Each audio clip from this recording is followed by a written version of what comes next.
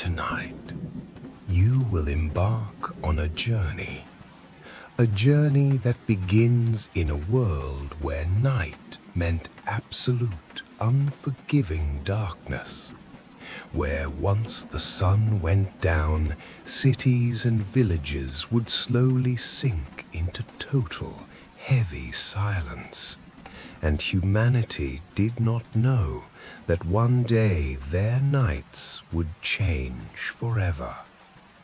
Welcome to Drift and Dream Sleep. Tonight we will walk slowly along the path of a beautiful history spanning over 2 centuries. We will see how, in a tiny, cold laboratory, a few pieces of metal and pure, raw curiosity started a brand new era for mankind. How thousands of failed experiments, the hard work of countless nameless people, and the endless dedication of a few dreaming scientists slowly filled the world's darkness with pure, brilliant light.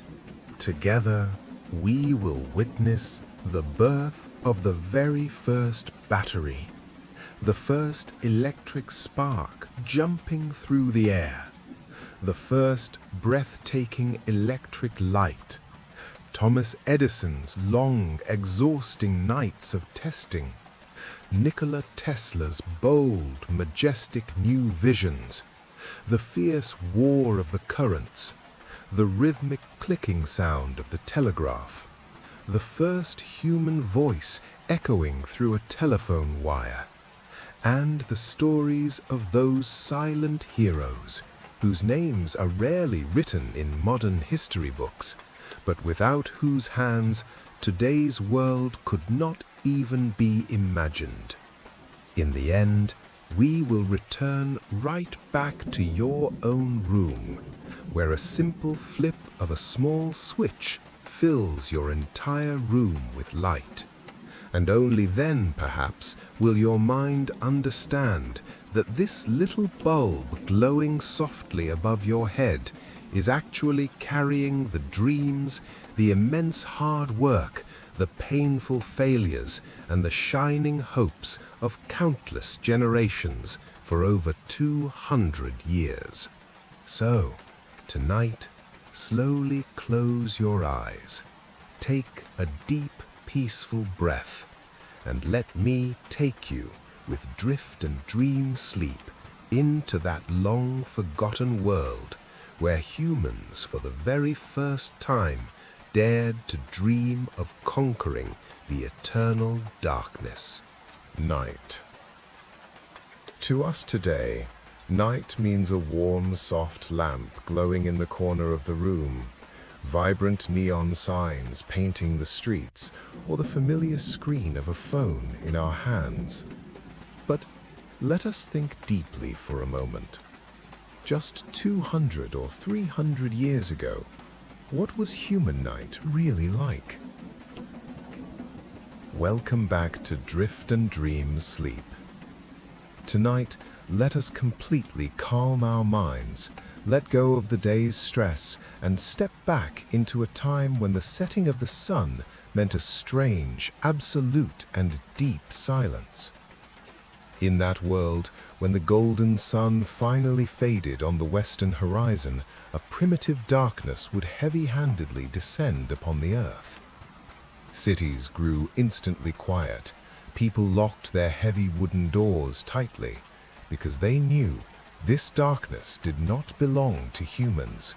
This darkness was nature in its rawest, most untamed form. In those days, the only nighttime light humans possessed was the fragile, flickering flame of a tallow candle or the faint, dim glow of a primitive oil lamp. That light did not chase away the vast darkness, it only pushed it back by a few inches, casting large, haunting, dancing shadows on the cold walls. People would stare at those giant shadows, telling old folk stories, waiting quietly for the morning sun to rise. For thousands of years, human life passed in this exact rhythm. The cold nights of the ancient Roman Empire, the dark nights of medieval Europe. Darkness was an undefeated, supreme power everywhere. Humans tried to fight it with fire, but fire was a double-edged sword.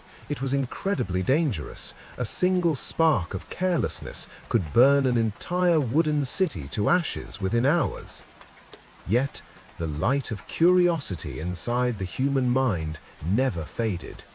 In the deep silence of those dark rooms, humans always dreamed, is it not possible to invent something that will turn night into day without fire? Something that will fill our homes with pure light, without suffocation, smoke, and without deadly danger. With drift and dream sleep, feel that ancient, heavy darkness which was about to be lost forever, guided gently by the hands of a few dreamers. To conquer the great darkness, man's very first weapon was fire. But fire cannot be held easily in bare hands, so humans created torches. Made of rough wood and animal fat, those torches burned fiercely, but they poured out thick, black, choking smoke and a terrible, heavy smell. Peaceful listeners of drift and dream sleep, close your eyes fully and imagine. You are sitting inside a grand royal palace, or perhaps a simple small cottage 500 years ago. Everything around you is pitch black. In the middle of the room, a single candle made of animal fat is burning. Candles back then were not a common luxury like they are today. Tallow candles made from animal fat smelled so foul and greasy that it was genuinely difficult to breathe or stay in the room for long. And beeswax candles, which smelled sweet like honey, were so incredibly expensive that they were only seen in the palaces of kings and the mansions of wealthy merchants. The fate of the ordinary person was simply to endure that dark, foul-smelling light. Then came the oil lamp. Burning whale oil or whale fat ushered in a massive new era of lighting. In the 17th and 18th centuries, the global demand for whale oil grew so high that thousands of whaling ships roamed the freezing oceans for months, hunting magnificent whales. For the sake of human nightlight, thousands of lives were vanishing deep beneath the sea. Yet, on a freezing winter night in the dead of November, December, or January, that hard-earned light was terribly insufficient. The light of a single candle or lamp could barely illuminate the page of a book. It could never brighten a whole room. Working at night in factories was completely impossible. On the dark streets outside, for fear of ruthless bandits, people did not dare venture out after sunset. But change was quietly coming. This urgent, aching human need was forcing brilliant minds to think differently. By the end of the 18th century, humans realized for the first time that fire alone could never fully light up this vast world. We had to find a completely different power of nature that was still hidden away from human eyes. Yes, that power was electricity. But back then, no one on Earth knew how to capture this wild electricity inside a small glass lamp. Imagine, the cold morning light hasn't fully crept through the window yet. The beautiful Italian city of Como is slowly waking up. A distant church bell rings softly through the fog. A lone milkman walks down a narrow cobbled street. Faint smoke rises from a nearby chimney. Somewhere, fresh morning bread is baking. And at that exact moment, inside a simple, quiet house in the city, a man has already started his intense day's work. He is not a mighty general, not a king, not a wealthy businessman. In front of him there is no gold, no silver, no precious gems. In front of him lie a few ordinary copper discs, a few zinc discs, some pieces of cloth soaked in salt water, and countless burning questions. That man was Alessandro Volta. Today, when we hear his name, it feels as though he was always a legendary, successful scientist. But reality was quite different. Born in 1745 in Como, Italy, Volta did not even start speaking early as a child. Many in his family once worried deeply, thinking perhaps the boy was slow or not like other normal children. But as the silent years went by, the quiet child everyone worried about began to develop an unquenchable, roaring curiosity. He would take mechanical toys apart. Why do things work? How do they work? Why does something happen and something else does not? These silent questions were his greatest lifelong companions. In history, we often see the people who truly changed the world loved asking difficult questions from a young age rather than simply memorizing easy answers. Volta was exactly like that. The science of his time was absolutely nothing like the science of today. Today, if a researcher wants to do a new experiment, they have modern glowing instruments, computers, digital sensors, high-tech, clean laboratories. Listeners of Drift and Dream Sleep, think about it. In the late 18th century, a scientist had to hand-build almost every single one of his own instruments. Glass bottles, painstakingly handmade. Metal plates, gathered slowly from local blacksmiths. Often, just gathering the raw materials for one single experiment took weeks of waiting. Yet, humanity did not stop, because the pure desire to know is often so much stronger than convenience. At that time, scientists all across Europe were deeply fascinated by electricity. But they still did not understand what electricity actually was. Some said it was a kind of invisible fluid flowing through matter.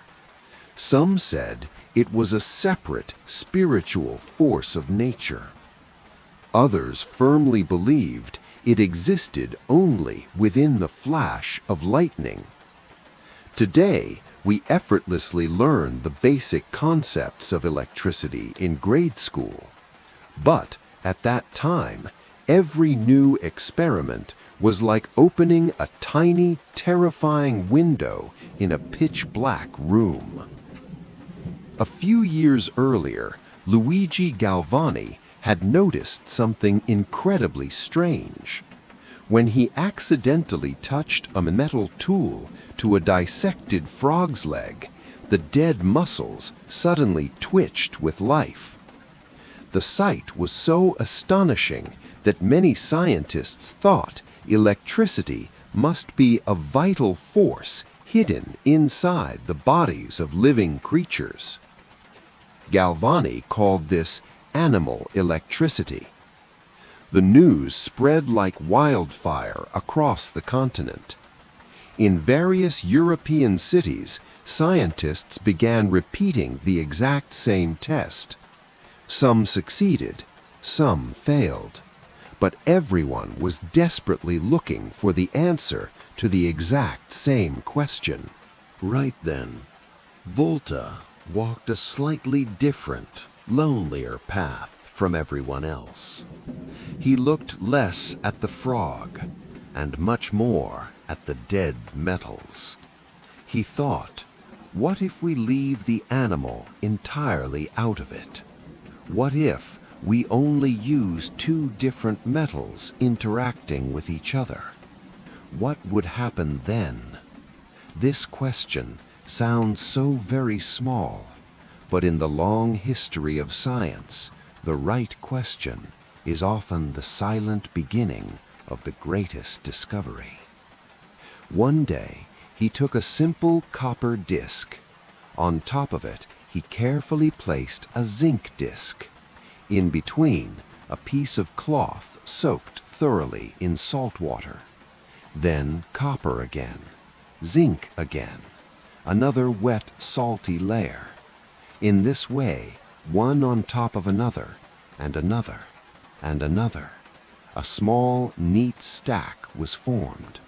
Today, we know it by a very household name, the voltaic pile. But at that very moment, it just looked like a clumsy pile of cheap metals. If a stranger had entered the room, they might have laughed and said, "Will this trash really change the world?" No one knew. The answer was a resounding yes. One day, this exact stack would rewrite human destiny. The first experiments were not always successful. Sometimes the metal was impure. Sometimes the wet cloth dried out too quickly. Sometimes the connection wasn't tight enough. Today's researchers can analyze hundreds of data points just by flipping a digital switch. Volta didn't have that comfort. He had to watch every single micro change with his own tired eyes, write it down with his own ink-stained hand. Every single mistake meant he had to tear it down and start all over again, day after day, week after week, month after month. Right then, Volta walked a slightly different, lonelier path from everyone else. He looked less at the frog and much more at the dead metals. He thought, what if we leave the animal entirely out of it? What if we only use two different metals interacting with each other? What would happen then? This question sounds so very small, but in the long history of science, the right question is often the silent beginning of the greatest discovery. One day, he took a simple copper disc. On top of it, he carefully placed a zinc disc. In between, a piece of cloth soaked thoroughly in salt water.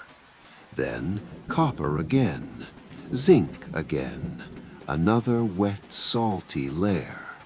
In this way, one on top of another, and another, and another, and then, one day, finally, inside that quiet, dim room, an invisible, monumental event took place.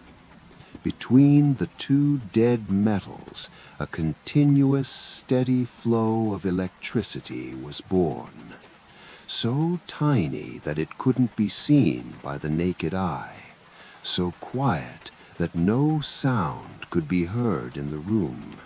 But many of human history's greatest, most explosive revolutions do not start with a loud noise. They are born in absolute, sacred silence. Welcome back to this peaceful, deep and comforting moment of our story, once again with drift and dream sleep. Inside the room, everything remains as quiet as before. Outside the window, the morning in Como is slowly getting busier. A horse-drawn carriage clatters softly by on the street. The distant church bell rings once more through the clearing air. In the nearby market, early vendors are opening their wooden shops. But On this entirely ordinary morning, an extraordinary historical shift is about to unfold. Alessandro Volta is sitting steadily in front of his scratched wooden table. In front of him, copper discs are precisely arranged in a row. On top of them, zinc plates. In between them, cloth soaked in salt water, one on top of another, and another, and another. Slowly, the stack rises a bit higher into the air. Today, to us, this is the simple, primitive ancestor of a common battery, but at that time, the world had never seen anything like it. Because, before this moment, humans only knew electricity as a wild, fleeting visitor. A tiny spark when taking off dry woolen clothes on a dark winter day, or a terrifying flash of cosmic lightning inside heavy storm clouds. Both lasted only a split, brief fraction of a second. Electricity came like a ghost, and then it instantly vanished. But this little metal stack sitting in front of Volta was offering a miraculous new promise. It told humanity it is possible to hold on to electricity, to tame it. This concept seems so basic and ordinary to us today, but let your mind wander and think about it for a moment. If humans had never been able to create a continuous, steady flow of electricity, then what would today's world look like right now? Probably, there would be no electric motors powering our world. Radio would have been born decades or centuries later. The entire history of the telephone would be entirely blank.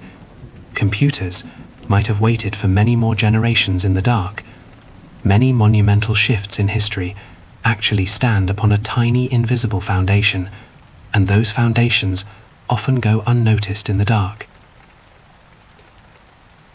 In the historic year of 1800, Volta carefully wrote down and presented the details of his discovery to the elite Royal Society of Scientists in London. The shocking news spread rapidly across lands. There was no internet back then, no telephones, no trains. Yet, through handwritten letters, slow-moving scientific journals, university professors, and late-night discussions among researchers, this news travelled beyond the borders of Italy, straight to France, England, Germany, and many other distant regions of Europe. Many proud academics could not believe it.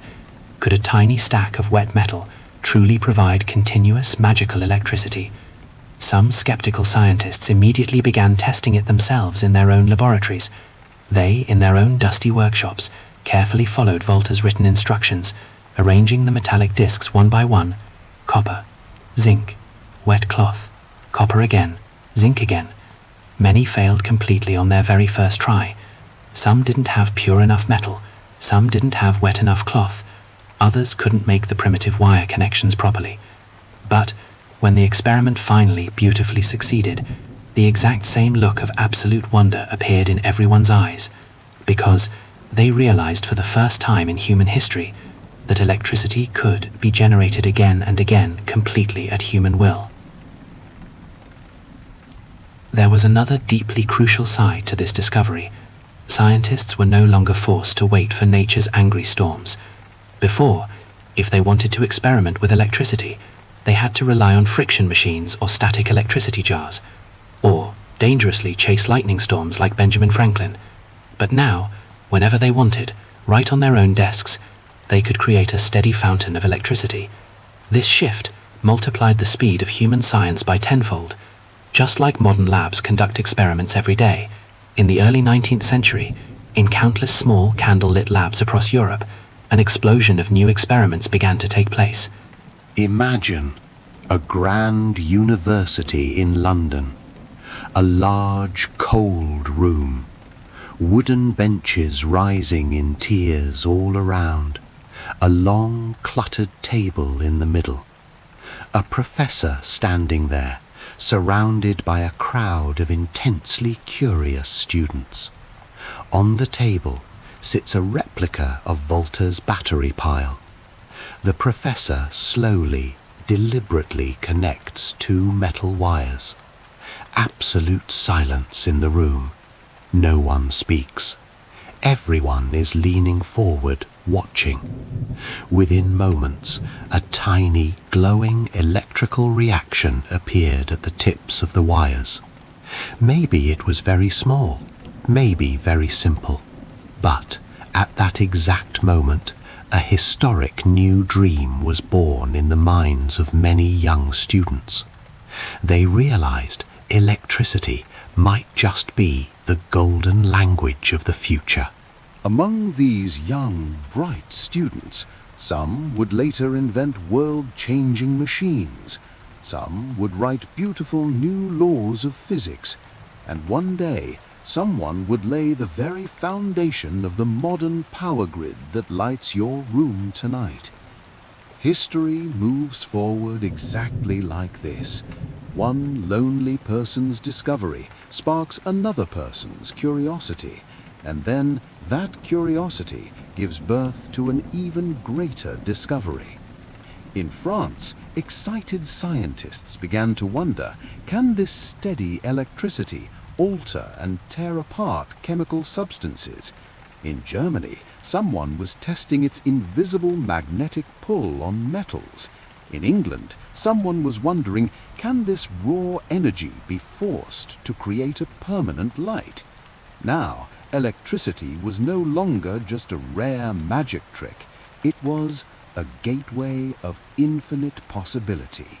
And one of the brightest, most passionate followers of that possibility was a young, brilliant chemist in England. He loved spending endless hours in the dangerous, smoke-filled laboratory, constantly working with volatile chemical substances. And Volta's metallic discovery set his imagination completely on fire. His name was Humphry Davy. He thought, if one single battery can create a tiny stream of electricity, then what on earth would happen if we connected hundreds of these batteries together in a massive chain?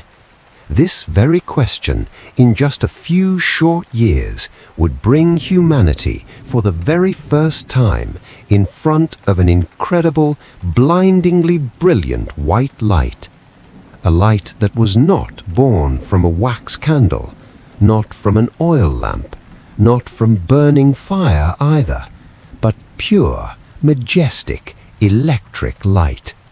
And from that very transformative moment, humans would begin to confidently feel that the ancient darkness might truly, finally be defeated. It was a gateway of infinite possibility.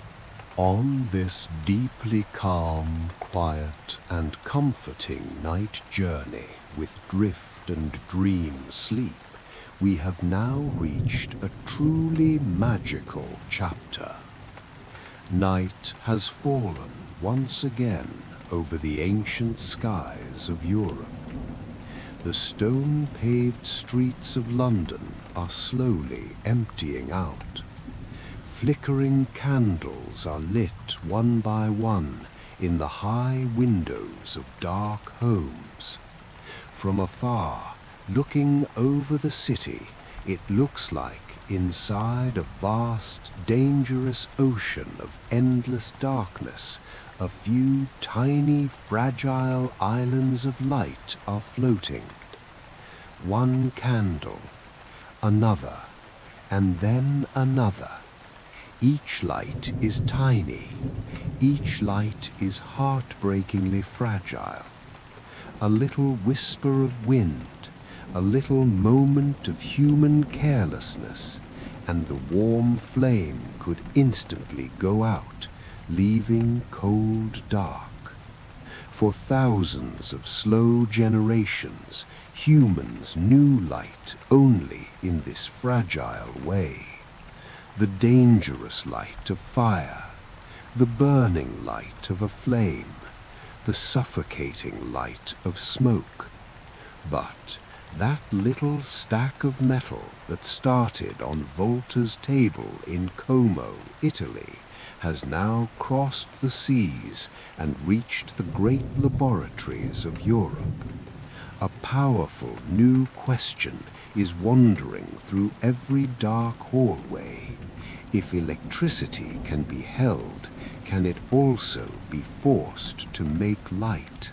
England, the momentous beginning of the 19th century. The heavy industrial sounds of the Industrial Revolution are slowly transforming the face of the country. Thick smoke rises into the clouds from giant factory chimneys. Massive iron machines are being built. The pungent smell of coal blends permanently into the night air. People feel it deep in their bones. The world is changing fast. But the night is still as terrifyingly dark as it was in the Stone Age. During that exact time, deep inside a basement laboratory in London, a man is looking for the answer to a final question, day after day, night after night. His name, Humphry Davy. He was not just a genius chemist, he was an extraordinary showman of science. He knew science is not meant to just sleep on the dusty pages of a book. It can come alive like thunder right before people's eyes. The morning light slowly, softly filters through the high barred windows of his lab. On his long wooden table lie rows of glass chemical bottles, jagged pieces of metal plates, heavy coils of copper wire, and many massive voltaic piles. Not one pile, not 10, dozens upon dozens of them lined up like a silent army.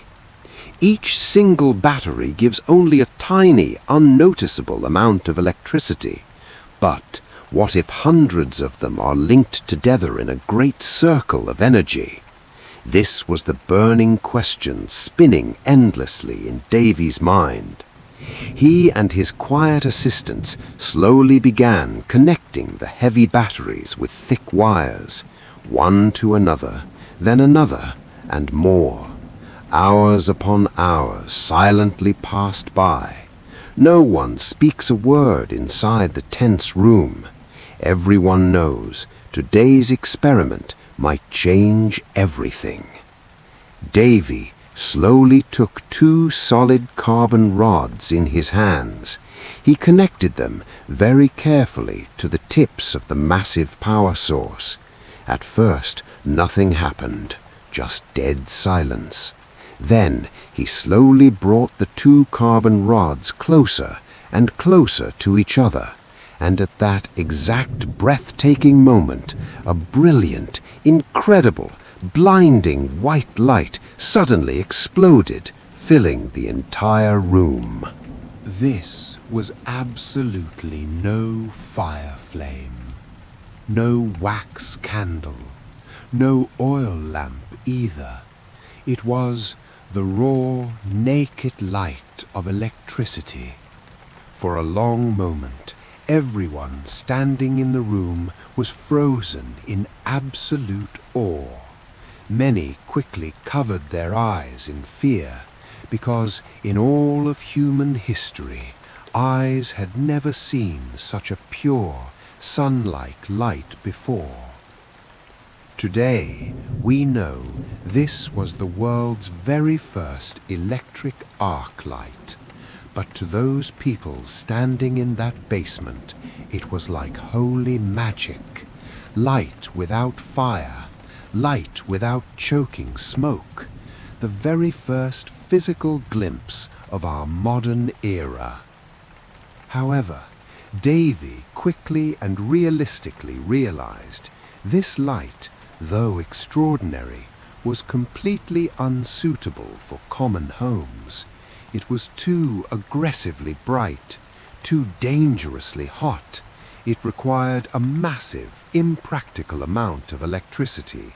The carbon rods burned away into dust too fast. Using this violent arc light in a small, cozy bedroom was utterly impossible. But that did not mean the experiment was a failure. Rather, it proved an eternal truth. It is entirely possible to create light with electricity. Now, that wild light just had to be made smaller, safer, cheaper, and brought gently into everyone's home. On that historic day, perhaps Davy himself did not fully realize that the bright flash born in his laboratory would one day grow to illuminate the streets of every modern city, every home, every school, every hospital saving lives, every library protecting knowledge, even massive steel ships floating in the middle of the pitch-black ocean. History is beautifully strange like that. Sometimes a single fleeting light in a dark room guides humanity's path for centuries to come.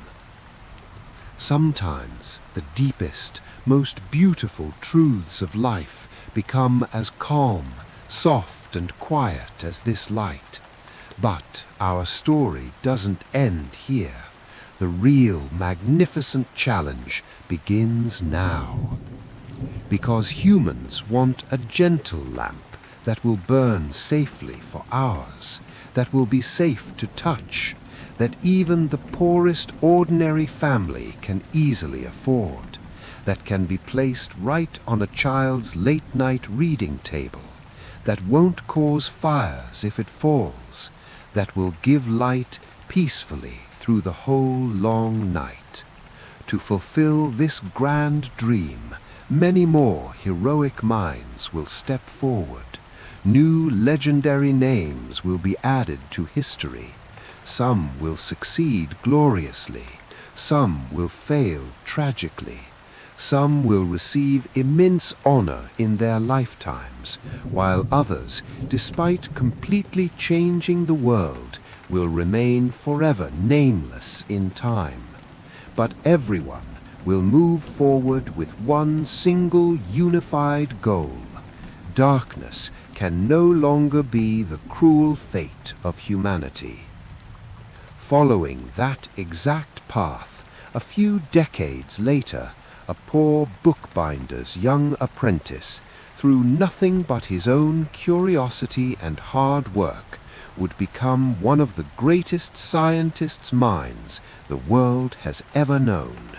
His name was Michael Faraday. He would show the world that electricity is not just light, it is the invisible power of motion, the power of industry, the power of the future. And guided by his gentle hands, human civilization would take another massive, irreversible step forward. Tonight's long journey with drift and dream sleep slowly ends here. Let your mind rest. Keep your eyes completely closed and drift away into a deep, heavy, and peaceful sleep, wrapped warmly in the quiet, gentle light of history. Good night. Sleep tight.